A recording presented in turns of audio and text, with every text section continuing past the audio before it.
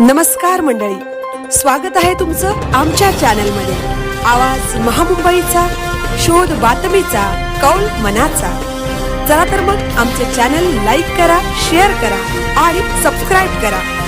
धन्यवाद।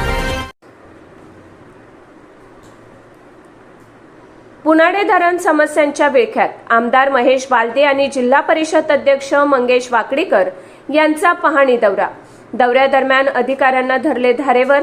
उरणच्या पूर्व विभागातील 8 गावांना पाणी पुरवठा करणाऱ्या पुनाडे धरणाच्या सद्यस्थितीची पाहणी करण्यासाठी शनिवारी दिनांक 18 एप्रिल रोजी आमदार महेश बालदी आणि जिल्हा परिषद अध्यक्ष मंगेश वाकडीकर यांचा जलजीवन मिशनचे अधिकारी, जिल्हा परिषद पाणी पुरवठा अधिकारी, आडगाव कमिटी यांच्या समवेत पाहणी दौरा करण्यात आला।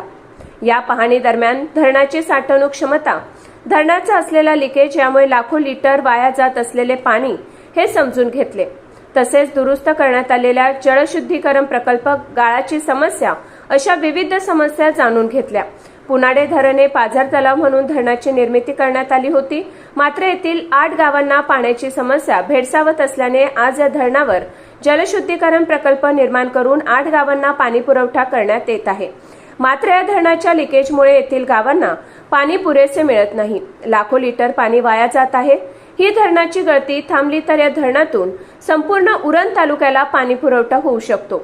हे पाहणी दरम्यान आमदार महेश बालदी आणि जिल्हा परिषद अध्यक्ष मंगेश वाकडीकर यांच्या निदर्शनात आल्याने या बंधाऱ्याच्या लिकेज दुरुस्तीसाठी आणि शेतकऱ्यांच्या शेतीचे नुकसान होऊ नये यासाठी नाल्याची बांधकामासाठी त्वरित अधिकाऱ्यांना इन्स्ट्रुमेंट तयार करण्यास सांगितले आहे। यासाठी लागणारा निधी उपलब्ध करून देण्याचे आश्वासन आमदार महेश बालदी यांनी दिले आहे। यावेळी 8 गावांना होत असलेला पाणी पुरवठा हा गढूळ होत असल्याचे येथील आडगाव कमिटीने जिल्हा परिषद अध्यक्ष आणि आमदार महेश बालदी यांच्या निदर्शनास आणून दिले।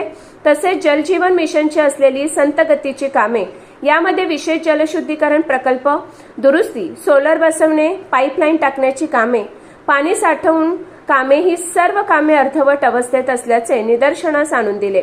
यावेळी संबंधित अधिकाऱ्यांना धारेवर धरत याची थर्ड पार्टी तपासणी केली जाणार असून दोषी आढळल्यास कारवाई केली जाणार असल्याचेही अध्यक्ष मंगेश वाकडीकर यांनी सांगितले। यावेळी 8 गावांना होत असलेल्या पाण्याच्या समस्या लवकरात लवकर सोडवण्यासाठी अधिकाऱ्यांना कामाला लावले जाईल आणि त्या सोडवून घेतल्या जातील असेही आमदार महेश बालदी यांनी नमूद केले।